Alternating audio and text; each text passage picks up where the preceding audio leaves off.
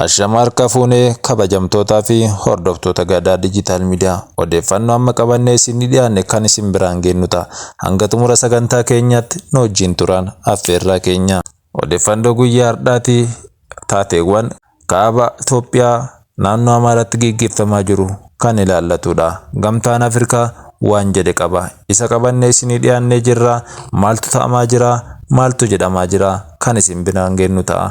Kanaaf ammas irra deebinee nu wajjin turaa isiniin jenna. Koomishiniin Gamtaa Afrikaa ibsa guyyaa har'aa miidiyaaleef kenneen haalli naannoo Amaaraa na yaachisaara jechuun dhagahame.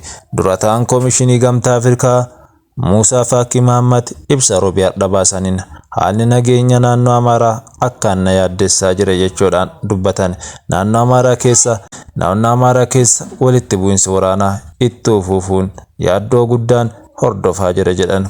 Dura ta'aan kun koomishinii isaanii heerri biyyattii daangaa tokkummaa walabummaa biyyaalessaa eegamu irratti cimsee akka amanu ibsaniiru. Itti dabaluunis qaamoleen dhibdee kana keessa jiran hunduu hatattamaan dhukaasa akka dhaabanii fi nageenya namoota nagaa akka eegan waamicha godhaniiranii. Muusaa Faakiin itti dabaluunis yaada kennanii qaamoleen dhibdee kana keessatti hirmaataa jiran marii nagaa filachoo waliigaltee irra akka ga'anis dhaamaniiru.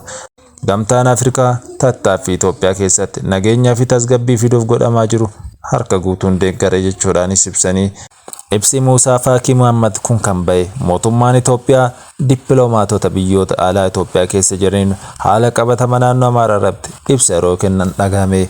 Ministeerri Hajaa Alaa Itoophiyaa Obbo Dammaqee Mokonnoonii fi Ministeerri Haqaa Dr. Geediyoon Ximootiyoos haasawa dippiloomaatotaaf taasisanii guyyaa har'aa haalli nageenya naannoo Amaaraa yeroo dhiyootti furmaata akka argatu ibsanii turanii.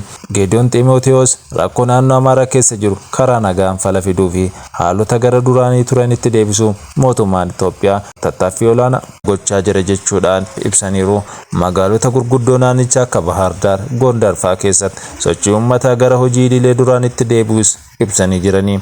Magaalaa Gondar keessatti bajaajonni magaalicha keessa tajaajila geejjibaa akka kennaa jiranis dhagahamee jira. Qajeelchi waliigalaa tajaajila tikaa fi nageenya biyyaalessaa labsicha hojiirra oolchuus naannicha keessatti koomaandii poostii iddoo afuritti qooduudhaan hojii akka eegales ibsanii jiru.